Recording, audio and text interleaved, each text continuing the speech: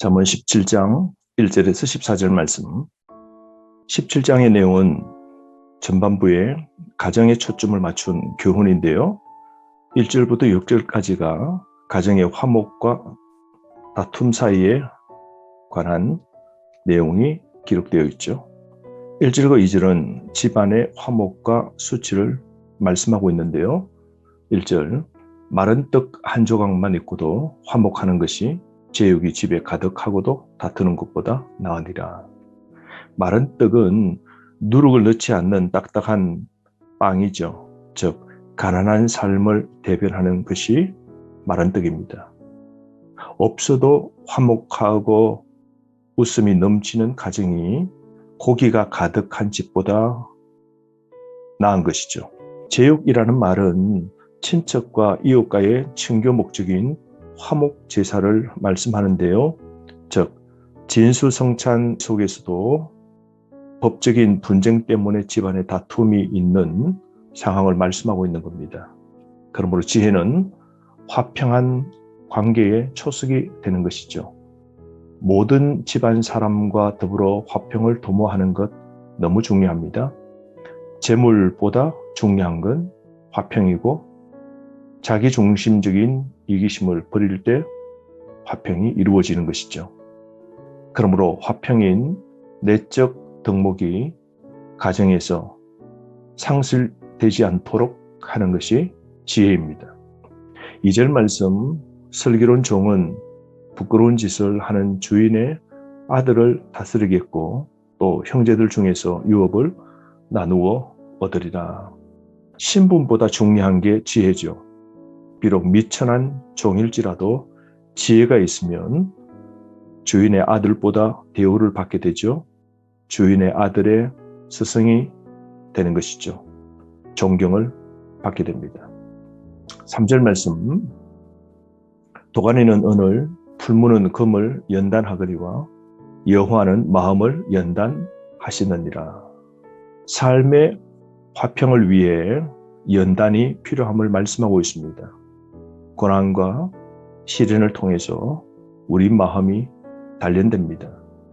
은과 금을 얻기 위해서는 도가니와 풀무, 즉 뜨거운 불 속에 들어가야 불순물들이 제거되지 않습니까? 금은 약 1000도 이상의 고온에서 녹게 됩니다.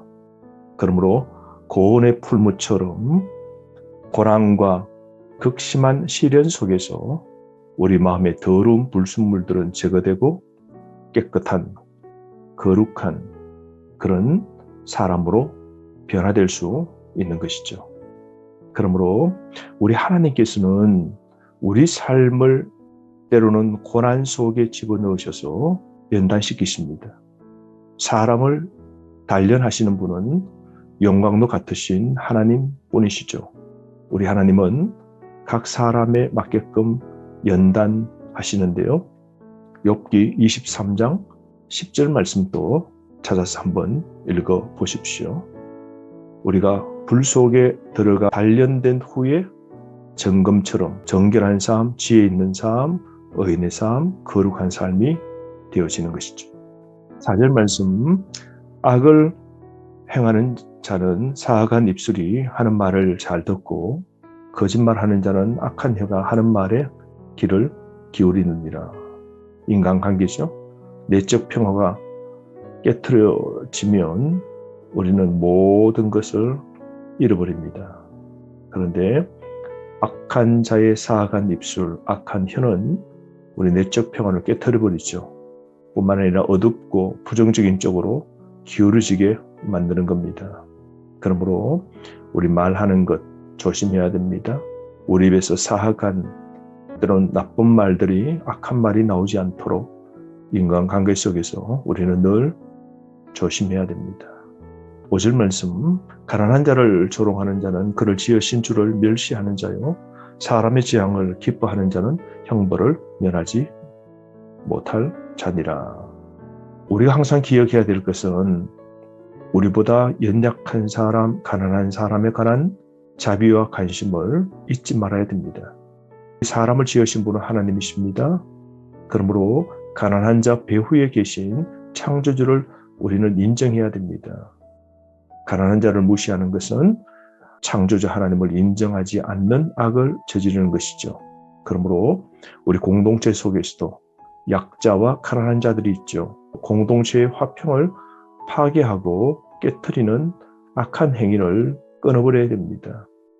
가난한 자를 멸시하는 것은 바로 하나님 창조주 그분을 무시하는 것이고 하나님 신앙을 제대로 알지 못하는 무지와 불신앙에서 나타나는 결과입니다. 그러므로 오늘도 가난한 자들 향한 자비와 관심을 베푸는 사회적 시선 우리가 꼭 갖고 살아야 되겠죠. 6절 말씀 손자는 노인의 면류관이요 아비는 지식의 영환이라. 아들이 아버지를 존경하고 자랑하는 행복한 가정의 모습이 나오는데요. 손자, 아비, 노인 즉 3대까지 걸쳐 살고 있는 게 복임을 보여주죠. 많은 자손은 가문의 형통과 번영의 복인 겁니다. 그러므로 하나님의 연단과 집안의 영광을 3절부터 6절까지 설명하고 있습니다. 이어서 7절부터 14절까지 미련하고 악한 자들과 그들에 대한 하나님의 처벌에 관한 내용인데요. 7절 미련한 자들의 목록이 시작되는데요. 7절부터 9절 지나친 말을 하는 것도 미련한 자에게 합당하지 아니하거든 하물며 거짓말을 하는 것이 존귀한 자에게 합당하겠느냐. 주제넘게 말하는 건 어리석다는 것이죠. 인격과 모순되는 말은 웃음거리가 됩니다. 사람들에게 거부 반응을 일으키게 되는 것이죠.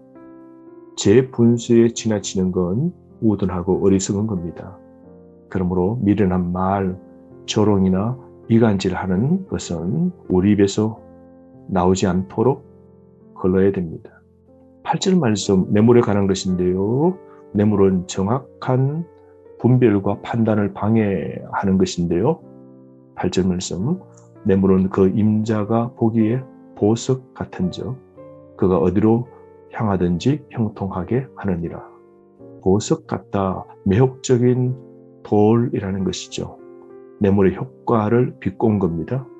여러분 뇌물은 마음을 움직이는 힘이 있습니다. 그래서 정의로운 사람에게도 뇌물을 주면 불의를 행하도록 하는 힘이 있는 것이죠. 판단력을 흐르게 합니다. 불의에 종속되게 합니다. 그러므로 공정한 판단을 흐르게 하고 억울한 자를 만드는 뇌물을 우리는 끊어버려야 됩니다. 삶 속에서 뇌물을 취하지 않는 바른 정로로 걸어가는 윤리가 우리에게 필요한 것입니다.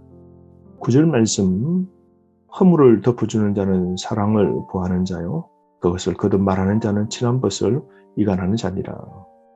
허물을 지적하는 행위는 관계를 그르치는 것이죠. 허물만 지적하면 화평한 관계 유지도 할 수 없는 것입니다. 그러므로 관용의 마음이 필요한 것이죠. 숨기고 용서해 주는 것도 필요합니다. 허물을 함구해 주는 우리의 태도가 있어야 됩니다. 그래서 9절 허물을 덮어주는 자는 사랑을 구하는 자요. 관계를 더욱 윤택하게 만들어가는 것이죠. 그러므로 지혜롭게 우리가 남의 허물을 덮어주고 사랑으로 관계를 맺어가는 것 필요한 것이죠. 그러나 그 허물이 지나치게 되면 우리는 더 관계를 잃어버릴 수 있는 것입니다. 적절한 이런 지혜로 허물을 덮어주는 관계가 필요합니다. 10절 말씀 한마디 말로 총명한 자에게 충고하는 것이 매 100마디로 미련한 자를 때리는 것보다 더욱 깊이 박히느니라. 작은 죄에도 민감합시다. 충고에 반발심을 갖지 말고 멸시하지도 말아야 됩니다. 훈계는 듣는 자의 상황과 수준에 맞추어 적절하게 해야 함을 말씀하고 있습니다. 11절 12절 말씀은 악인에게는 훈계가 소용없다는 것이고 그들에게는 혹독한 징벌만 있음을 말씀하죠. 악인의 완고한 저항은 끝내 잔인한 대가를 치르게 됩니다. 여러분, 조언해도 교화되지 않는 미련한 자를 피하십시오. 뿐만 아니라 악한 자들을 피해야 됩니다. 악한 자들과 사귀고 함께하면 같이 망하게 되는 겁니다. 13절 말씀, 누구든지 악으로 선을 갚으면 악이 그 집을 떠나지 아니하리라. 선을 악으로 갚는 배은 망덕의 죄는 징벌과 재앙과 저주인 것이죠. 14절, 다투는 시작은 둑에서 물이 새는 것 같은 적 싸움이 일어나기 전에 시비를 거칠 것이니라. 적당한 선에서 다툼과 시비를 거치는 지혜가 필요합니다. 그러므로 자기 절제와 인내를 꼭 가져야 됩니다. 내적 화평을 유지할 수 있도록 다툼의 관계를 속히 끝내야 됩니다. 여러분, 작은 불씨 하나가 온 산을 태우지 않습니까? 불을 진화하는 건 조기 진화가 최고의 방법이죠. 우리 삶, 다툼이 있을 때에 빠른 화해가 지혜입니다. 오늘 주신 지혜의 말씀을 붙잡고 오늘 하루의 삶 지혜롭게 살아가는 저와 여러분 되기를 바랍니다.